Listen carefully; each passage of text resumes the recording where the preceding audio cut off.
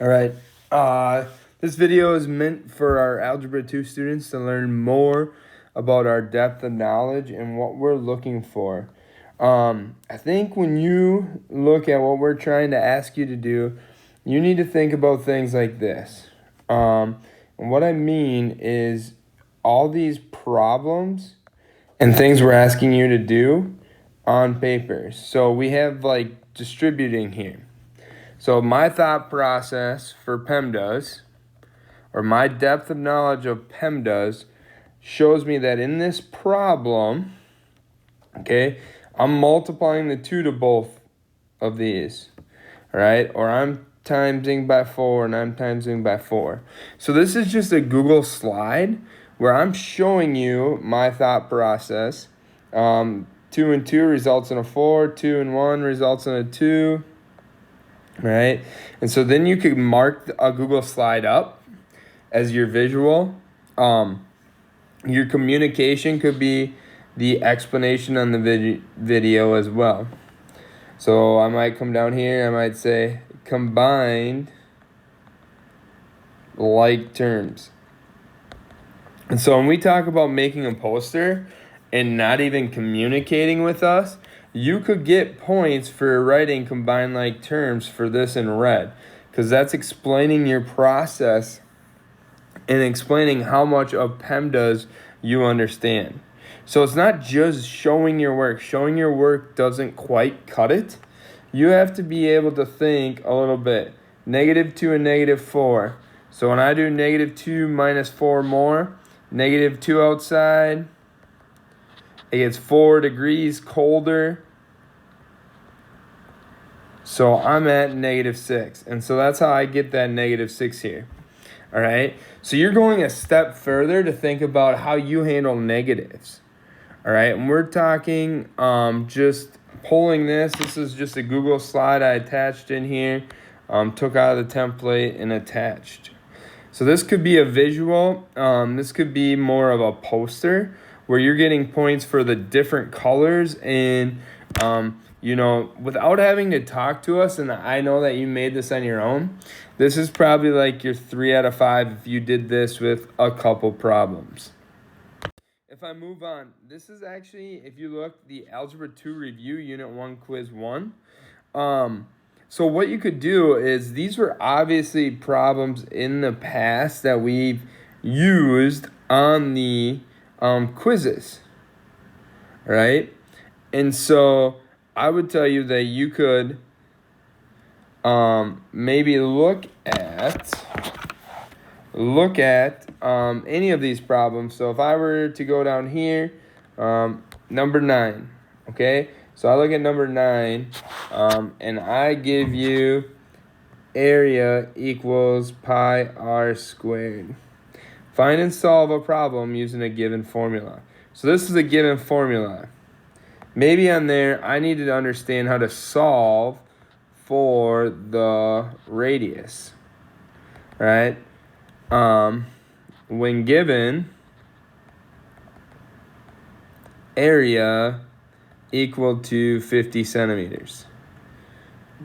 Well, what we could do is, instead of manipulating it right away, we can talk area is equal to divided by pi is equal to r squared. The opposite of a square root is this.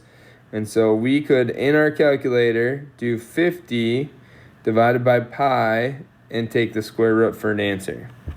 And so you could use some problems that are given to you. That is obviously not much thinking if you use area formula, because that's one that we give you. But you guys have different ideas. I'm going to go to the next page of this. This area where you write and solve your own problems using the following directions. I would tell you this number 3 is a huge one to me, because we get kids that come and ask every year how to solve this. And I would have just did 0.15, 0.10, 0.75, and I want greater than or equal to 87. Okay, now if I did this for me, my final exam's my x, that's what I'm trying to figure out. This is adding for both of these. Adding. Your 10% is your practice. I hope all of you do 1.0 or 100% of your homework. And I hope all of you can get around like that 90%, that A- range. Okay? And so if you talk through this problem and explain, I can do this for not only Algebra 2, but you show me how you can take a syllabus for 5 different classes, I'm going to give you a bunch of points for explaining your depth of knowledge, for how to calculate your grade, something you're going to do for 1, 2, maybe 3 years yet. Okay? Hopefully 4 if you're really accelerated. But you guys got to figure out how I can explain that I want to connect this to real life.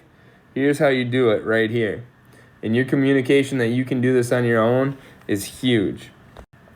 So when I go to depth of knowledge, and I added this slide in here, okay? Depth of knowledge, use of problems.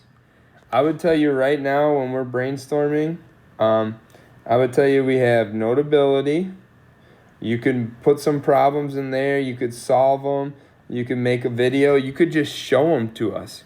All right? If they're good problems, you're going to get a 2 right away. So you could show them to us. You could do something on Google Slides.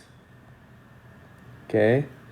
You could do a photo of some problems you made and mark them up on there. I probably would let you bring some scratch paper up or your quiz review and just bring them up there and show that you know how to use those problems. If they're extending problems and you've been messing around with them, show me them. All right? I can put a grade in the grade book for that. The communication piece. So if you come up with scratch paper, you better be able to lead a discussion about what you just did, all right? And you should be able to be over here in this 1.5 to 2 about, okay, these were the 3 problems I tried over and over and over again, and maybe you just need a little help to solve them, and that you can show you tried them over and over again because you're almost there, you almost understood them. You could also do these on a Google Meet. So you could share that photo with me, or you could share that notability document with me. And then we can hop on Google Meet and I can ask you questions about it. And if you can give me the right answers when I'm asking questions, you definitely know what you're doing and you've learned the material. If you don't want to answer any questions, just send us a video. Okay? No questions will be asked. You can talk as slow or as fast. You can use some notes. We can't see that. But you could literally make whatever you wanted and talk us through that and probably get a 1.5 still. The other one was like on that Google slide on the first one where I use different colors and things. You could just explain like that on a video or on a visual. So you take your poster and you make it really neat and really color-coded and you explain everything. I don't quite know if I can give you a 1.5 or a 2 for a communication piece because there wasn't any give and take. But I guarantee you I can give you a 2 for extending, 1 for creating the visual, and 1 for your ownership. All right, making a video, making scratch paper is not the same as making a poster. There's a lot of ownership in your learning there if you're doing that. And I think ownership of the learning is how much did you apply yourself? If you run up to my desk with a bunch of problems on a piece of scratch paper, all right, I might give you a 0 for ownership of learning. You didn't think about what you're doing. You just did it until you got it. All right? Having a 1 means I ask questions. I double check my learning. I ask for more feedback. It took time and effort to make that poster or that Google slide or that video, and I really, really wanted to show that I'm invested in my learning. So are you taking shortcuts? Are you applying yourself? Are you intrigued by what we're learning? All great questions. But I think I kind of laid out, there's 4, the use of problems or visuals, using a notability doc, slides, a photo, a scratch paper, or just a piece of paper with problems on it. And then 4 ways to communicate, whether it's an open discussion, whether it's a Google Meet, whether it's a pre-made video, or where it's just explanation of those problems on that piece of paper, on that poster. So maybe instead of scratch paper, we could say poster. We could say homework assignment. You didn't create those problems, but you use those problems. So maybe you're at a 1 there, but if you can explain them well enough, you could get a 2 or a 1 and get a 4. All right, so then you're still in that A minus range. All right, hopefully this helped a little bit. Let me know where else we can go from there.